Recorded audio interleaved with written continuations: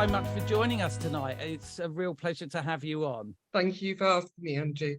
A real pleasure. So listen, what I'd like to do first of all is one of the reasons when we were up in Salford recently at the Manchester conference, we were talking about FASD and where it's come over the last 20 years and where it needs to go and what we've been doing. And there was some very, very good keynote speakers. It was a fascinating day. But one of the greatest things about it was being able to see everybody in real life, as we were just saying.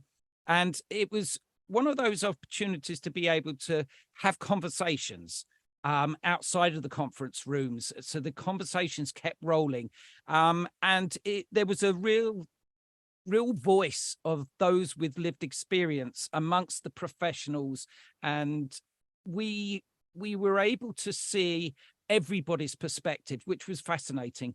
Now, you got up and helped with the UK Alliance, Cindy, speaking about the management plans that came out from the NICE guidance back in May 2022, and these were really vital pieces of quality standards that we're aiming for. So I know today you're going to be talking about and giving a bit of an insight into what the UK Alliance were discussing around the management plans and the concerns and the ideas moving forward. But I know today we want to make it very clear, these today are your views, aren't they? They're not the views of the UK Alliance. These are your own personal views today. Yeah, these are definitely the views of myself, not the FASD UK Alliance.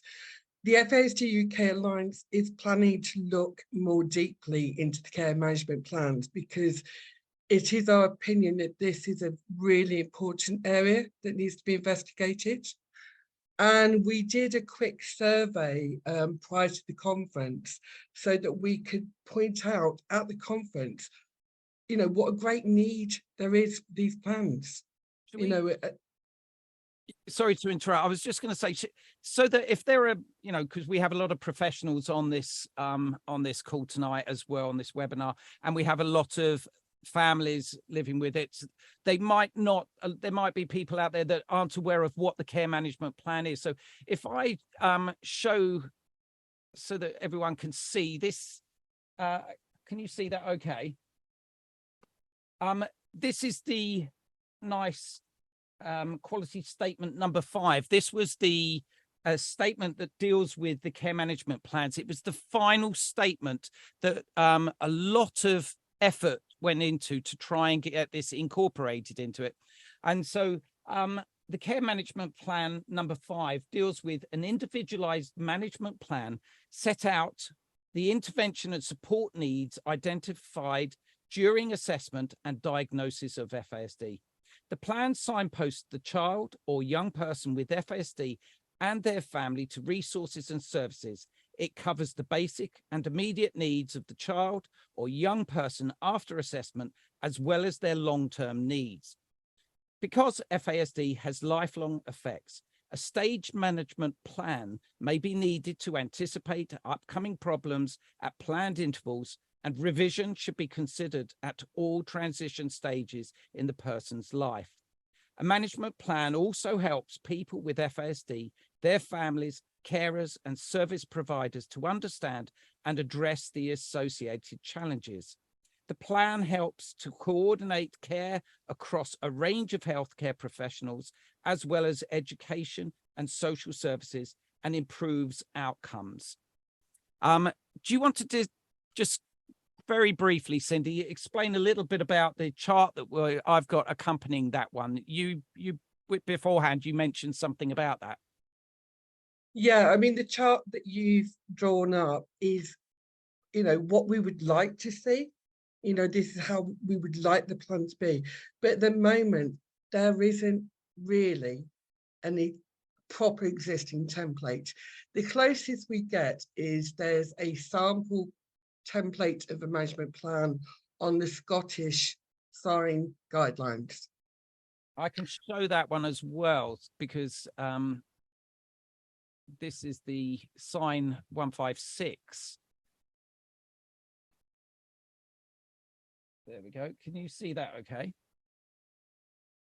And as you can see from this sample plan, it is very much a tick box plan. So Sign have basically got the different areas of assessment that is looked at when a child is going for their FASD diagnosis, the areas of need that they might have. And they're looking at where they have, the child might have particular issues in particular areas. So a child might not have any difficulties with academic achievement, but still have some executive functioning issues or motor skill issues.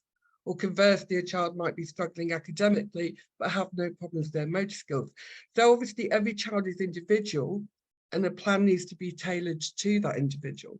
So you do have to look across the board at the child, at their areas of concern. And they've got here other problems. So medical, safety, sleep. So is the child indulging in any risky behavior? Could be substance abuse, could just be literally always running into the road. Obviously, sleep issues are quite common with FASD. I'm sure there's many of us that have spent times sat on a landing where praying for our child to go to sleep. But this is just a sample that the Scottish guidelines have produced. This isn't a definitive care management plan.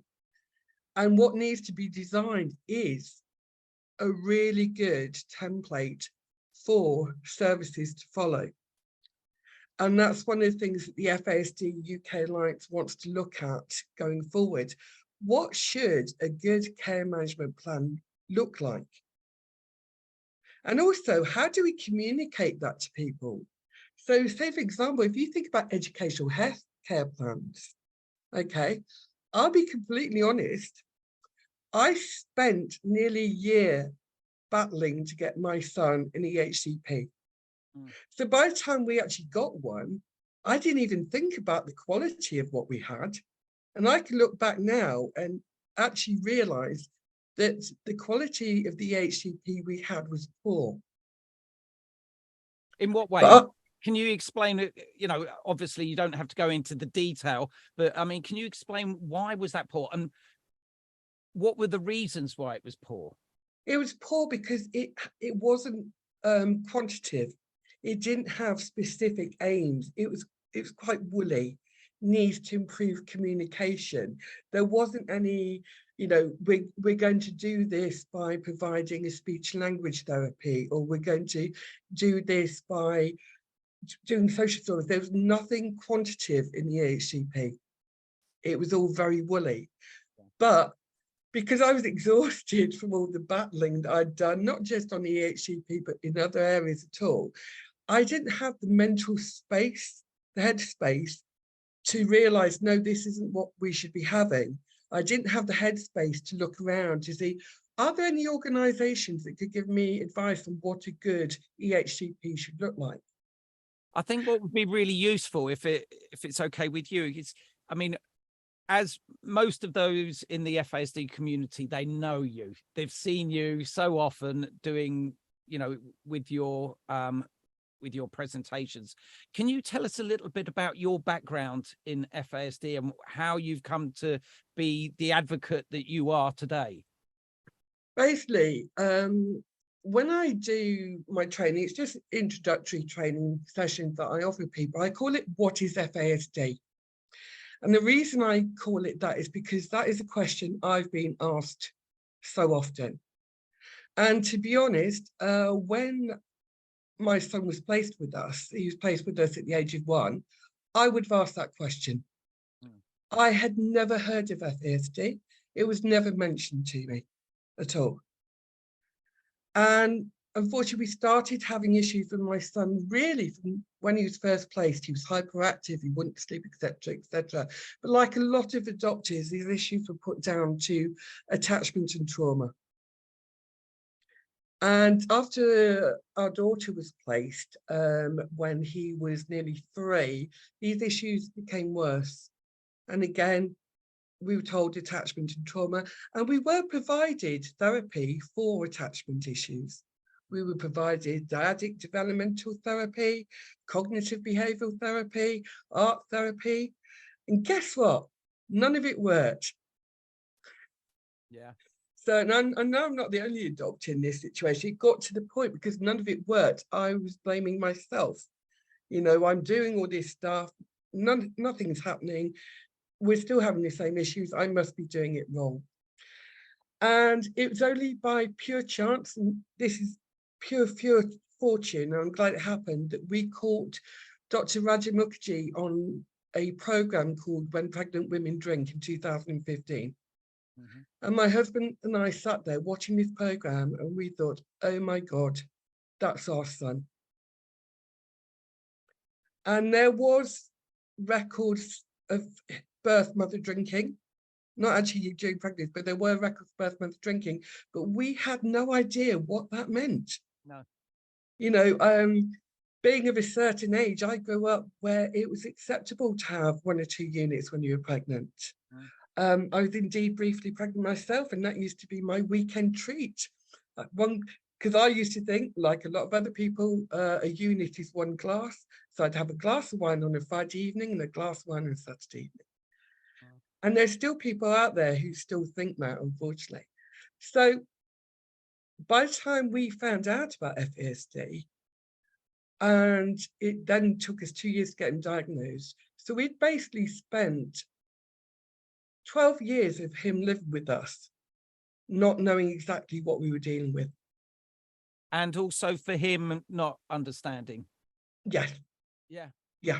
I know when we do our conversations and we have our webinars and our FASD friendship groups, a lot of those, when they get their diagnosis, they say that, well, at least now we know there's an explanation for it. But also, you know, this brings us back to the care management plan, doesn't it, really? Because the idea of the care management plan, can you talk a little bit about why it's so important, that idea of the care management plan, why that is so important? Do you know what one of the most worrying statistics that came out of the survey that the FASD UK Alliance did and presented about at the conference? The statistic that 45% of the respondents considered their families to be in crisis. Yeah. And to my mind, and I'm sure I'm not alone in this, to me, Quality Statement 5 is actually the most important statement in the NICE quality standard. Because I remember when we were pursuing our diagnosis, I remember the paediatrician saying to me, why do you want that label? Which is another conversation in and of itself. It won't change him. But people don't go necessarily for diagnosis to get the label. They want the truth of what's happening, but they are also hoping that that diagnosis will then open up support for their child.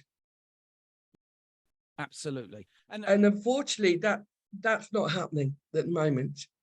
And so the care management plan, this umbrella care, why is it so important that all these services need to tie in? Because, you know, I know, but I want you to sort of explain. You've lived this as well, and we live this on a daily basis, and many of the families that we support are crying out for people, you know, joined up services. That's what we need from our NHS, from our system, to work effectively. Can you explain why that is so important? It's important because our children have needs across the board. So they have health needs, they have education needs, they have social care needs. And unfortunately, you know, when circumstances arise, occasionally they have need of support to deal with the criminal justice system. Absolutely. And it's across all areas of life that a child or young person with FASD will need support. And it is about lifelong support, isn't it, as well? It is. That's so important. And those transitions between sections. I was encouraged when I did read the management plan that it was talking of at all transitional stages. That's what's really important as well, because we've had conversations with professionals and families in the past about that cliff edge when they move from child services into adult services. You know, who takes care of the management plan there? This is something that, you know, has come up as well, hasn't it? Yeah, I mean, unfortunately, what often happens, and I've experienced this myself because my son's 19, is a child becomes 18 and, you know, they drop off the cliff. If the child decides they don't want to carry on in education, they no longer have an EHCP plan. And it sounds awful, but sometimes that EHCP plan is the only evidence to outside world that this child has need, because FASD is very much a hidden disability. And unfortunately, it's a hidden disability that most of society aren't familiar with. Yeah. And, you know, I think we have to include in that a lot of medical professionals, social care professionals as well. And these are the very people that are meant to be part of this management plan, aren't they? So we have to, first of all, educate sufficiently. And then we have to look at how do we tie in these services into the management plan. And this is going to be one of the hardest tasks, unfortunately. And this is possibly why, although a lot of, you know, integrated care services are beginning to look at their processes, they're beginning to look how they're going to comply with the NICE quality standard. You know, they're starting looking at raising alcohol awareness, etc. But I would bet you, and I know this from having spoken to different people from different integrated care services, at the moment, they're mainly focusing on the first 4 statements. They're focusing on raising awareness of alcohol during pregnancy, and they're trying to focus on developing diagnostic pathways. Nobody at the moment is really looking at quality statement 5. Yeah. As I said, that's the one that parents and carers are most concerned about. Because it's one thing being told your child has FASD, but what do you do then? Why is that? Why is that do you suspect, you know, this is your ideas here, theories, but why do you suspect that they're not really approaching that one yet? Because again, it comes down to the education. At the moment, we still need to educate the services that will be providing the support to understand exactly what FASD is and what it means for a child or young person to have FASD, the possible impacts that the alcohol exposure could have had on them and how it might manifest. And that education is beginning to happen. There's a lot of people learning more, but there's still a lot more that needs to happen. Now, you offer with Elucidate Training, and we offer FASD awareness, and there's organisations within the UK Alliance up and down the country that are offering training to professionals across the board in understanding what FASD is, understanding what many of the problems that individuals and families face, but also trying to grasp the subject and understand it properly. Now, you find as well, don't you? Sorry, you find as well, everybody has the same shock factor when we teach them and we educate them. Yeah, unfortunately, it's a bit of a chicken and egg situation in a way. And I'm going to say this, just my experience, education tends to be the worst. And I say this from my own experience. So I've had schools come to me to ask for training, and I've said to them, well, I'll offer the training to you, but I'll open it up to other schools in your county. But the other schools don't take it up because they don't realise the need to learn about FASD, because they don't realise they're actually probably already dealing with it. And it's because people know so little about FASD, they're unaware of how much they are actually likely to be impacted. Yes, absolutely. And I think this is another area, certainly in schools, when we're working with schools, it's only really when an individual comes into the SEN register in the school where they have a diagnosis of FASD and they know very little, and they come to us and they say, well, okay, we've got this child with FASD. And then when you do the training and they go, well, actually, this flags up big concerns. And that's when we say, look, there might be information here that you need to come and talk to us about, or you might be concerned about. Please feel free to do so. And it opens up a bag of worms for them in many ways, but it also, it helps. The better informed you are, the more opportunities you have to be able to support and actually try and understand the individuals better. Now, what I'd like to do is talk a little bit about the SEN education and the psychologists and within their knowledge and their understanding, and why that umbrella term of care management is going to be so important. How do you suspect we're going to, after the education's been in place, what is going to be the best approach for an integrated care system to be able to create this wraparound service within the management plan? To me, it's about having that joined up thinking. So it's got to be communication between health, between social care, between education. Again, this is only purely my view, but it always makes me laugh that it's called an EHCP, an Educational Healthcare Plan, because in my experience and the experience of many of my friends, the health and social care side have never been involved. Right.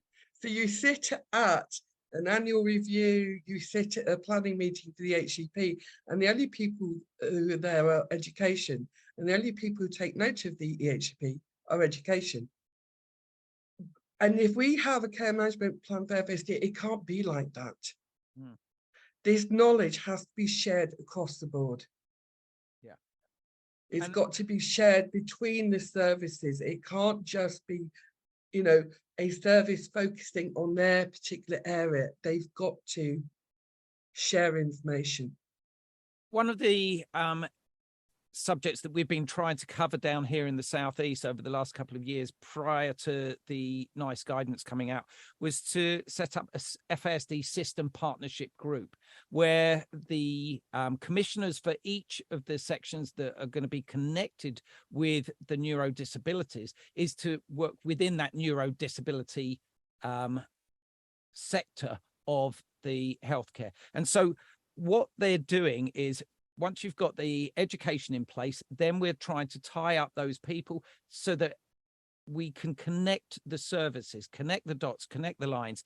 And one of the areas that families, when we're talking to families down here at the moment, they're really concerned. Who takes the responsibility for this management plan? Who is the person that you go to? And this is something that came up, wasn't it, in Salford? We were... Yeah. And it's going to be a very important decision, because the other thing is this plan needs to carry on into adulthood. Yeah. Because these issues don't disappear when a person turns 18. You know, if they had problems with attention when they were 12, they're still going to have problems with attention when they're 18. Mm. If they had sensory issues when they're 6, they probably still have the same sensory issues when they're an adult. And this is the main issue. You could argue that, you know, a pediatrician could take control of a management plan for a child, but what happens when that child becomes an adult? Who takes control then? And this is one of the major questions that will need to be answered. And I'll be totally honest with you, I'm struggling to think who could do it. Yeah. I mean, you could say that a child with FASD maybe should always have an allocated social worker who stays with them into adulthood. Yeah, that understands that individual and understands their care plan from the early services through into adulthood. Absolutely. Yeah. And I remember, and again, I'm going back about 8 or 9 years now, and I remember attending a meeting that was called by our local NHS. And they were basically asking a bunch of foster carers and doctors, what do you want to see from our services? And this is a cry that you'll hear from many parents and carers. We want a one-stop shop. We want people to bring services to us. We don't want to have to be going here for education, here for medication, here for help with housing for my adult son. We don't want to be chasing around and then not only be chased around, but basically be passed from pillar to post. And again, I can give you a perfect example of that. I had a lovely letter from Dr. Raja Mukherjee explaining why people with FASD should have revised cognitive assessments. You know, the fact that their executive function can change with time and they should have, you know, assessments revised, especially at transition points.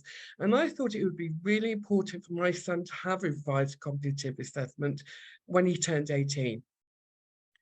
He's now 19. Have I managed to find anybody who would take ownership of this? No.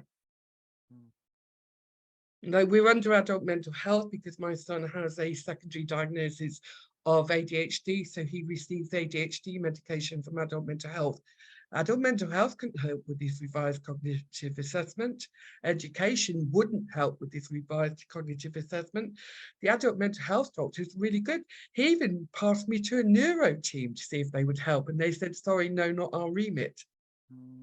And these are not the obstacles we want to be facing when these care management plans put in place. And also part of the juggle with the old clinical commissioning groups was to start to integrate in their integrated care system to involve social care, education, all areas, so that it is a one-stop. And this is why we've got to ask them now and tell them now that this is really what is required in the system. But are they going to be able to hear the cries of everybody? Because at the moment there's still this, you know, the NHS is in crisis at the moment financially and all these other issues. But this is an opportunity to really make it different, make a change. It's an opportunity to make a change, but what we have to do is we have to get across to the senior management, to the policymakers, the actual financial benefits of doing this. Yeah. Because when you think about the amount of money that's probably wasted to a certain extent, so as I said, we had years of therapy on attachment issues, which wasn't suitable and wasn't effective. How much money did that cost? Paying a psychologist for 2 years to provide weekly sessions. You know, how much does it cost? And it's a sad example, but I know of people whose children have had to go back into care. They've taken out Section 20s because they've been unable to manage the challenging behaviour. But is that because they don't understand what's behind the challenging behaviour? They've not been given the support they need to manage that challenging behaviour. So how much does that cost, the child going back into care? Yeah. And also, what about the impact on parents and carers? I know quite a few parents and carers who unfortunately have developed illnesses that have come from the stress of looking after a special needs child. And I'm not saying that's purely FASD, that's special needs parenting as a whole. It can be quite stressful, and lots of parents develop secondary illnesses because they are not getting the support they need. They're not getting respite. They're not getting help. They're having to spend days writing countless emails to try and get the services that their children need. And it's, as you say, there's one-stop shop, which is basically what we're looking at as well with this management plan. If you've got a person to go to, your source that has everybody tied in and connected and can link everybody up, that isn't meant to be the job of the parent, is it? That's not meant to be the job of the parent. That parent is probably the most qualified person that understands their individual, their child, their child that has FASD, and they understand that individual more than anybody else. But that still needs to be connected with the medical professionals and with the social care professionals as well. And so, tell me, can you give me a list of some of the biggest frustrations that because there was that survey that you were talking about, some of the biggest frustrations. I know the biggest one was, there is no plan. There is no plan. Yeah. There is no plan.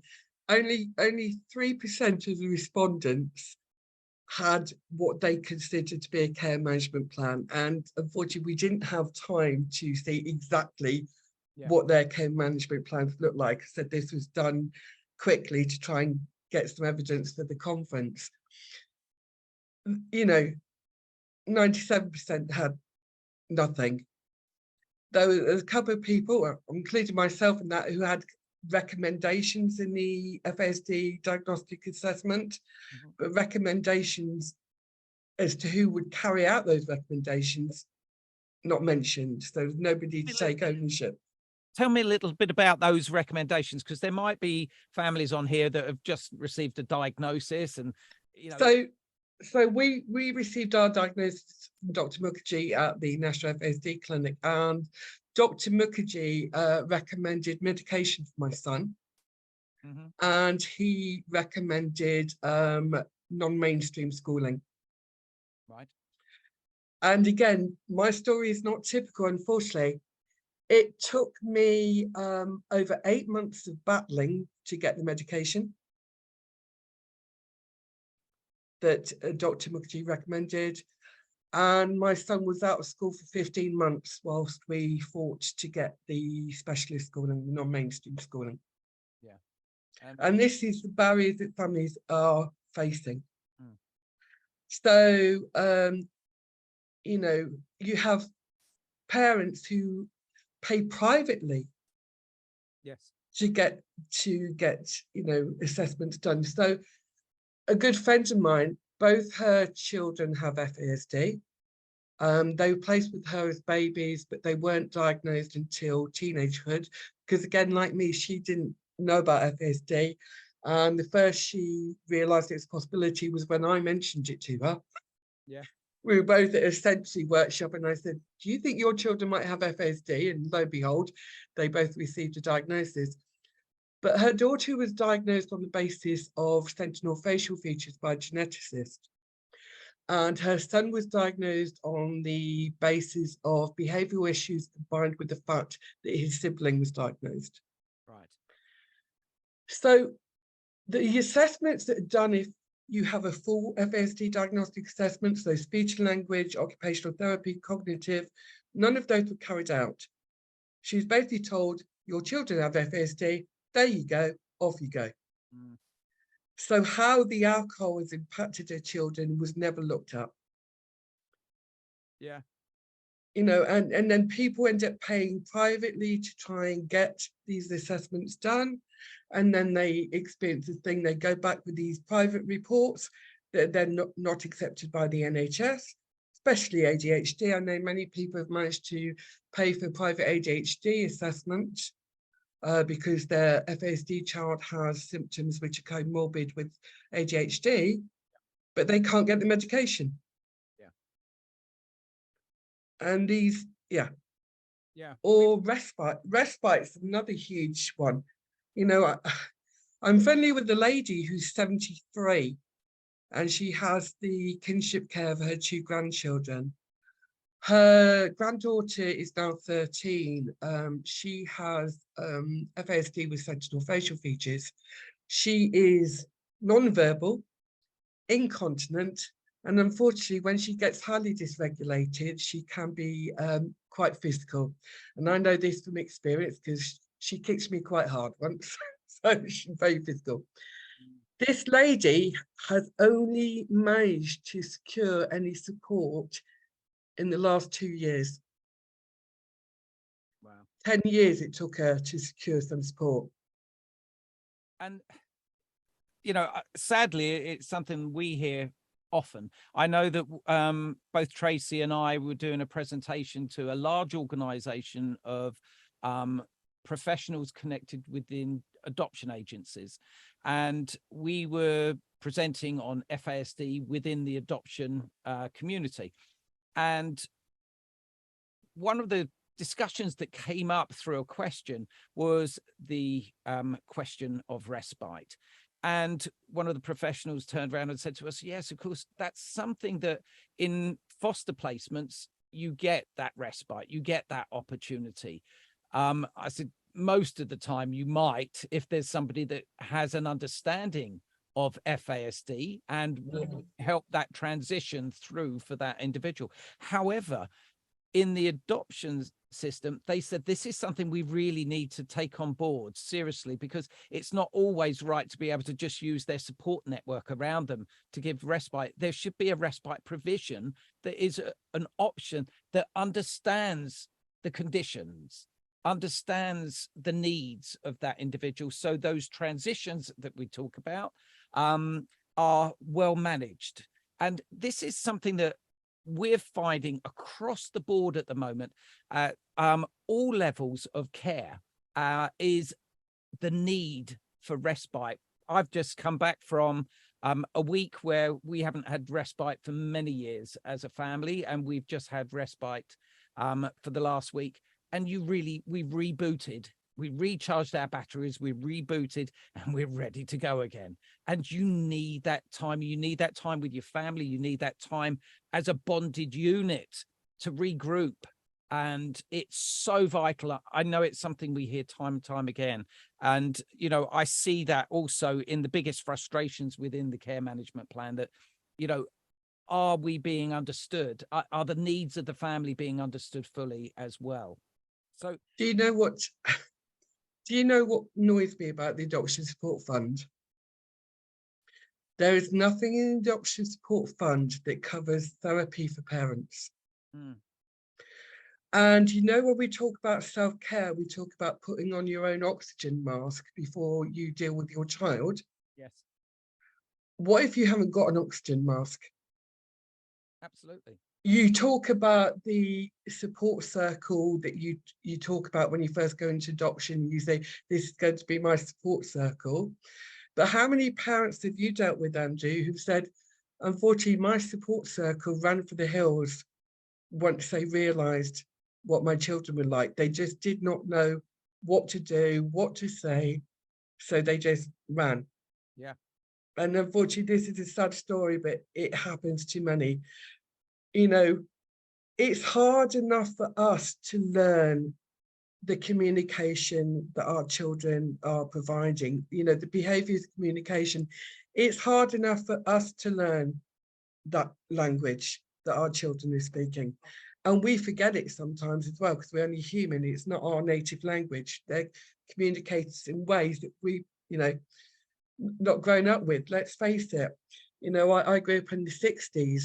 You wouldn't even, you know, dare raise your voice to an adult, let alone swear at them. But this is what many of us parents are dealing with on a daily basis. And I'm afraid your wider family, your wider circle of friends might not just understand that at all. And so they don't provide the support that the social workers think they're going to provide you when you first start on your journey. So like you say, you need somebody who understands FASD, who understands the behaviour that the child is displaying is a form of communication. It's not just because they're being naughty or rude. No, they don't need a slap on the behind, you know. Absolutely. And I think this is exactly what we're saying with the respite. One of the reasons we're so passionate about respite as an organisation at FASD Awareness was because FASD Awareness grew out of the relationship with my family and Tracy Allen's family. Tracy, her young charges, as were many years ago, we were their respite carers. And we communicated with them about the needs of that individual. And it ended up that our respite that we offered her young lad was really geared around continuity, that continuity from one home, the same routines, the same habits. But it was his holiday when he came to stay with us. It was him going on holiday. Yes, we use the term respite, but actually I like to call it short breaks, because it was a short break for them to come on holiday with us. And they came every single holiday time to have a break with us. And that was my first enlightenment, if you like, into FASD. And so we grew, our relationship and friendships grew out of that. And so did the charity FASD awareness. And so now we're strong advocates for respite or short breaks, if you like. And I think that's what has to be included in part of this management plan. And that single person to take control of the plan and be able to tie in all these different areas and sources. Can you tell me, what do you see as being, we like to be positive about this as well. And I know there's a lot of doom and gloom around this, but it's something that is very passionate. And there are families really, really genuinely struggling and at their wits' end. But, I like to have a bit of a positive approach when we finish with it, where if we can get the education in place, if we can tie in these services so that the integrated care board, how could this work? Let's say there is an individual taking control of this, a social worker through the journey. And to me, that would be the dream. The dream would be that there would be an individual that becomes the family's advocate, the family's supporter. And this individual basically gets to know the child really well, knows the child's strengths as well as their areas of weakness, because our children do have strengths, they do have passions. For anybody who was at the conference in Salford, saw those lovely young ladies presenting the FASD manifesto. It was brilliant. And hopefully there's going to be recordings released from the conference, and I would encourage people to watch those recordings. It shows, our children do have strengths, they do have passions, and they need to be listened to. And we need somebody to get to know that individual, because if you've met one person with FASD, you've only met one person with FASD. Every plan, it can't be generic, it's got to be tailored to that individual person. Yeah, absolutely. And to me, you need somebody to do that. You can't just pass it from one department, fill in their bit, pass to another department, fill in their bit, pass them to another. You need somebody coordinating for you with health, with education, with social care. Yeah. So say, for example, if you look at my area, so you'd say, okay, this child has difficulties with attention. They actually meet the criteria for a comorbid ADHD diagnosis, so they're going to need ADHD medication. So they'll coordinate with the pediatrician, or if it's an adult with adult mental health, provide that medication. This child, is doing fine academically, doesn't need any education support, but this other child, they are definitely going to need an education healthcare plan. They are going to need specialist schooling. They cannot survive in mainstream. This child needs help with social care. That is, the parents and carers are older, they're probably going to need a personal assistant to come in and help with washing and dressing in the morning. Absolutely. This child, unfortunately, has got in trouble with the law and is under youth offending team. So you need to coordinate with the youth offending team to understand that the youth offending team worker has a proper understanding of FASD. And it is a separate role, isn't it? It's an individual role. It's something that they have their case studies for each individual, and they understand that individual and that journey progression. Yeah. With that individual. I totally agree with you. One of the great moments I felt from the conference in Salford, there was an awful lot of positivity around looking at the future, where things potentially could go.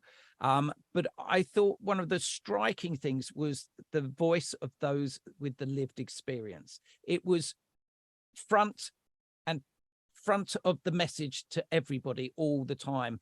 And we're going to be having quite a few people that were key players in the Salford conference going to be joining us on these webinars in the coming months and talking about their particular aspects. So please do watch this space for that. But as you said, rightly so, that FASD manifesto, it would be included, I hope, in a lot of the training that is offered to so many professionals in the future, because it's succinct. It explains very clearly exactly what the voice of individuals living with FASD feel about themselves, that they feel about people's approach to them. It's about them saying, look, listen to us. This is us. Don't treat us like this. Don't treat us like that. This is who we are. We have our strengths. We have our qualities. And that manifesto, you can go on to the National Organization of FASD's website. They have a really good demonstration of that on there, and you can see the video. I'm sure they'll be able to everyone will be able to share it out, but it's well worth watching and including in any training that you offer on FASD. And what I particularly liked about that room on that day was when questions were being asked to some of those that were presenting, some of those young ladies that were presenting, when the questions were asked, the whole room waited without any pressure for that individual to take their time to be able to answer the question. It's something that we rarely see, but that room understood FASD. Everyone in that room understood FASD. And when the answers came out, it wasn't a pregnant pause. It wasn't an anxious moment, because they waited to process their response. And when they came out with their response, it was eloquent. It was beautifully delivered. And it put a lot of people to shame, really. And this is something that you don't, unless you experience and live with FASD, you don't understand that. We've had many people with FASD on our webinars that say this is one of the things that frustrates them most, is that we take longer to respond, but we want to respond and we will respond appropriately. But it might take us a little bit longer to do that. So I totally agree with you. I think it was a fantastic experience. On another positive note, do you feel the FASD community now is trying to tie in better, is trying to work together to the same ends? I think they've always had the same goals, obviously. And I think there's just been so much positive stuff happening recently that it just encourages people to come together and use that momentum. So you think just in the last couple of years, we had the Sheffield online FASD conference. We've just had the Salford conference. We've got the nice quality standard. We've got the Time Is Now report. There was the government health needs assessment. The government are actually beginning to look at FASD. And I think people are saying, yes, let's get behind this wave. Let's push forward. Let's do more. And I think everybody's always had the same objectives: to raise awareness and to get support for our young children. And now's the perfect time to do it. And especially, and probably get a little bit political here, because it looks like we may well have a change of government. So they're going to be putting things in place. Let's get our voices heard. Absolutely. Let's email our MPs. Let's email our integrated care services and say to them, this is what I did. I emailed my integrated care service over 18 months ago, and I said, what are you doing to comply with the nice quality standard? Don't wait for things to happen. Ask for things to happen. So I would say, yes, we don't have care management plans at the moment, but if you feel your child should have particular support if they need speech and language therapy, if you feel that they might meet the criteria for ADHD or might need medication, use the NICE quality standard, use quality statement 5, go to your paediatrician and say, look at this, we need this support. What can you give us? Absolutely. Listen, Cindy, thank you so much for all the advocacy you do. And thank you tonight as well for working alongside us and talking about the management plans. And I wish you luck and enjoy your holiday. Thank you. Magical holiday in a few weeks. Listen, thank you so much. And thank you everybody for joining us tonight. It's always a pleasure to have you join us. And if you can all do your bit, everybody can do their bit. As Cindy was just saying, talk to your integrated care system, your ICB, your care board, or what you can do is you can share information on your social media. We have our videos explaining what FASD is. We have our case study videos as well. If you want to have a look at those, share one of these webinars with in your social media group. Educate as many people as you can, because it's about getting that information out there, because that's how we're going to get on top of this. And go for it. I'm an honorary member of the Greater Manchester FASD network. I say honorary because I'm the one member that doesn't live anywhere near Manchester. And we've just brought out a resource. It's like an ebook pamphlet, what I wish I'd known about FASD. So it's got lots of information and knowledge about FASD that you can share with other people. Where can they find that? They can find it on the Greater Manchester FASD network, and I've also shared it on my Facebook page as well. So. Excellent. Thank you so much, Cindy. You're welcome. Thank you all very much indeed. Until next month, look forward to seeing you then. All the very best. Good night.